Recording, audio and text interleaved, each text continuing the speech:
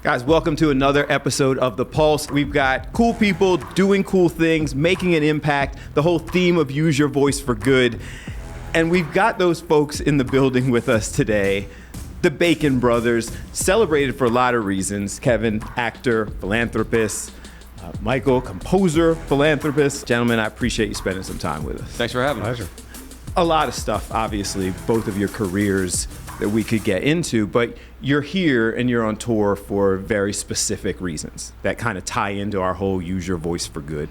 So tell us what this tour is about. This afternoon at 2, there is a special room, music room and creative room being set up at the Juvenile Detention Center. Mm-hmm. And the room is called Ruth's Room, and our mother is Ruth Bacon. And she was an activist and nursery school teacher, taught all over the city. When she died at age 75, she was running a preschool for the inmates at Graterford Prison, as you know, which is a max security prison. So yes. The girlfriends, wives, children of the inmates would come and they would run a cooperative nursery school, of which my mother helped them set up. We're talking about maybe 25 years of time from then to today when this is being launched by Kevin's organization, 6 Degrees. Philanthropy has been a big part of your career and you guys' lives, but why this step? Why was this so important? Well, 6 Degrees has been around since 2007. It was just an idea of taking the game that we, spoke about and trying to turn it into something positive. And it's really based on the idea that we are connected. You really take me out of the 6 Degrees thing, and the 6 Degrees thing is a beautiful kind of notion that human beings are connected. We're hungry for connections between each other, and the things that we do in our lives and our communities have an impact not only in our communities but around the world. There's a ripple effect of doing good, which I'm sure you've addressed on this show many times. And what happened in this case was that Mike and I had a song with the Bacon Brothers called Philly Thing.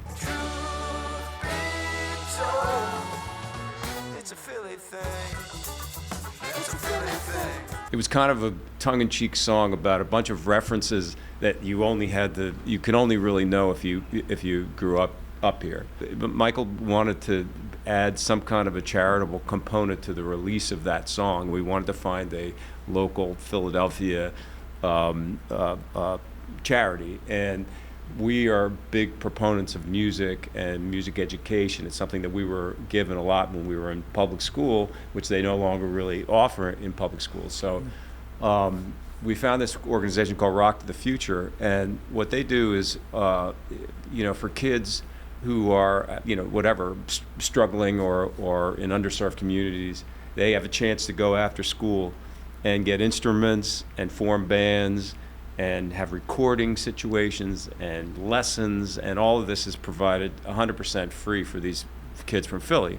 Okay. So we brought a couple of kids on to play, not a couple, probably 4, 5, 6 kids who played on the track with us, bass, keys, and we have a young man that wrote a rap actually for the end of the song, so he's a co-writer on the actual song with the Bacon Brothers now. And unbeknownst to us, our leadership at 6degrees.org had taken the idea, had heard about our mother and our mother's work, and made a connection between Rock to the Future and the Juvenile Detention Center. Mm-hmm. And the idea is that they are, as Michael said, there's going to be a room there where the kids who are detained can go and play music, form bands, get lessons, and hopefully when they get out, continue this relationship both with Rock to the Future and with music. Success has obviously been something that you have all experienced, and I did some research into your mom.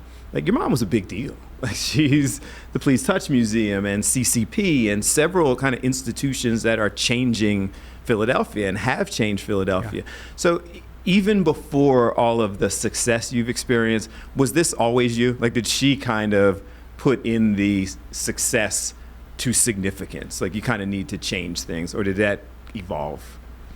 Well, I'll go back to my mother and father's concept of how to raise children. Okay. I was born in 1948. they bought a row house on Locust Street, moved 6 of us, we have 4 sisters, into this skinny house. We all went to public school. They were working full time, and they looked at the city as a challenge, an advantage, a large world, as opposed to what most parents did in those days, was bring their kids up in the suburbs, which I would have actually preferred. But can't go back Then now. you wouldn't have this whole Philly connection. Well, that's true. And I think that they trusted that the city would be something very positive for us. And since, we're still an intact family of 6 people and we all actually get along, I think they were absolutely right. One of the things I love about Rock of the Future is when I went through the public schools, and I'm a professional composer, everything that I do comes back to my initial experiences between ages 5 and 10, when everybody in the Philadelphia Public Schools got an instrument for free, a good instrument, a teacher, a really good teacher, and also a ensemble to play in. And when I have my students, I say, well, what was your experience like with music before you came to college? And I would say 99% it was they played maybe the recorder or the melody flute until 6th grade, and then it all went away. All goes away. And I believe so strongly that, and I think it's proven scientifically, that music organizes the brain in a very balanced way. And that if you have generations of children growing up who are not exposed to that, I think that's challenging for society. Rock to the Future is doing that. I'm an adjunct to 6 Degrees because it's my brother's charity, but we've done a lot of events over the years that have meant a lot to me. One of the reasons I think a lot of this came up is we were touring in Illinois, and we went to the Cook County Correctional Center. Someone called us up and said, can you drop in and play? And so we said, sure. And we dropped in and play, and that's where I really started remembering the parallel of going to this correctional center and my mother doing her work at Great Effort Prison. So I think in some ways that the fact that was a 6 Degrees event sort of started tying this all together, and today it's all paying off. Coming up next, how their mother inspired not only the city's creativity, but also their own. The way we were brought up, our mother didn't go out and buy us Halloween costumes. We had to make it ourselves. She was very much into, don't worry about the money, just make something and put it out in the world.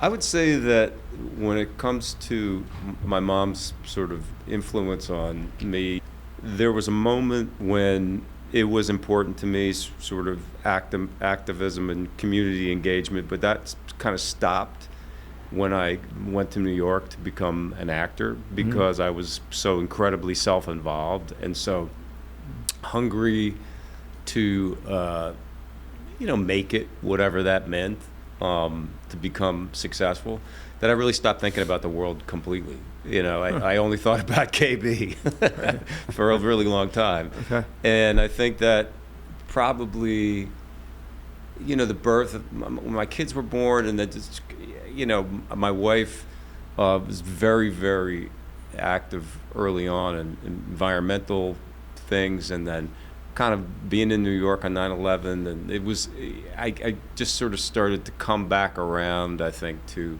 my mother's way of thinking about the world, but that kind of foundation was already sort of there. This has to be something that is coming from a different place and a desire to continue to do all of this, because with that success means you could still just be focused on KB or go somewhere and chill and play the 6 Degrees game with me. Right. So this is something that is like just this desire to keep expanding and changing things. I mean, this is a corny thing to say, but I have so much gratitude for what I have, and I am so hyper aware of the gifts that this career has afforded me, that I think that just to live your life as a decent person on this planet, you need to have at some point be able to give a little bit back.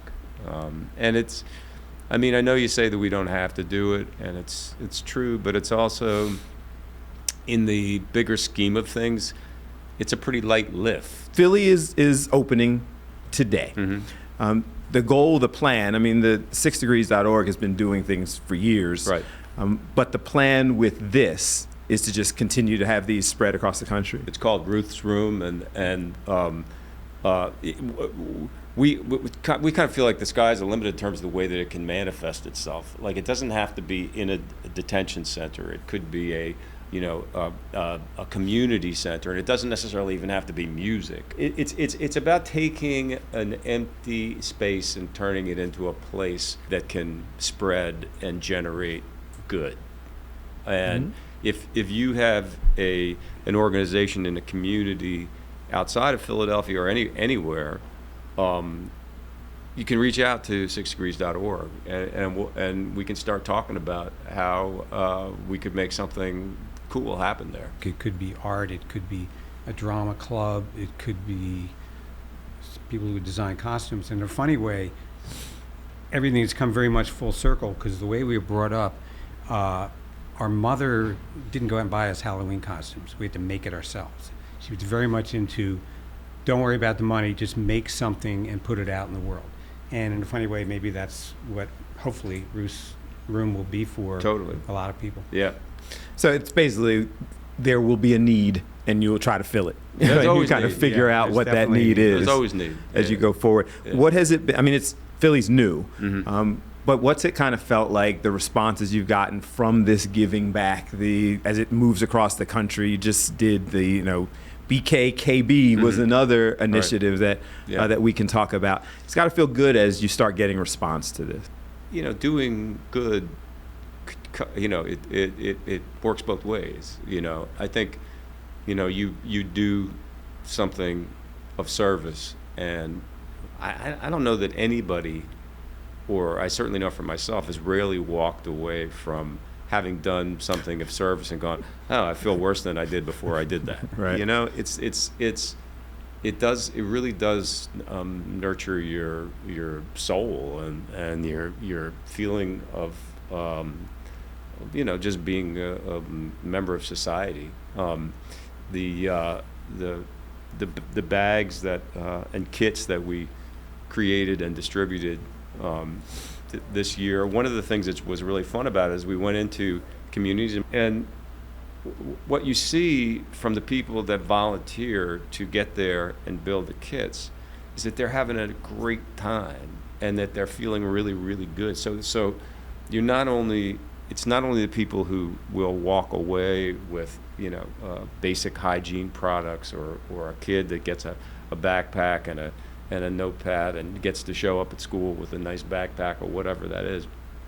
It's the people that help that happen that are really getting a lot of not monetary rewards, but personal rewards from that. Next on The Pulse, let's be honest, they're really not shy about the Bacon brothers' musical success. Well, a lot of people don't know this, but we've had a band together for plus 30 years. I think it's 31 years then. And Has it been that long? We're really good. If you look back on this, I don't know how many years from now, because it doesn't seem like this is going to do anything but expand. What's your best case scenario that people get out of this? Kevin and I come from an amazing family, and as you know, my father was a very well-known Philadelphian, and my mother was a very internal person and never wanted credit or anything else. So in a funny way, we were talking today that she would probably come and say, look, no Bruce. Name it after somebody else. Yeah, exactly. And, we don't need to and call Kevin it say, that. no, Mom, it's going to be named after you. This is your thing. You deserve it. So it'd be great if Ruth's Room became something of a symbol of how we were brought up and what things that we were presented with as children that helped us function well in the real world. Similar best case? Yeah, I mean, I think at 6degrees.org, we're always looking for, a single idea or multiple ideas that will be able to perpetuate, even, beyond our reach. So I think that if it expanded to multiple states, it would be fantastic. Is there something else that we should be looking for, the next big step from you guys?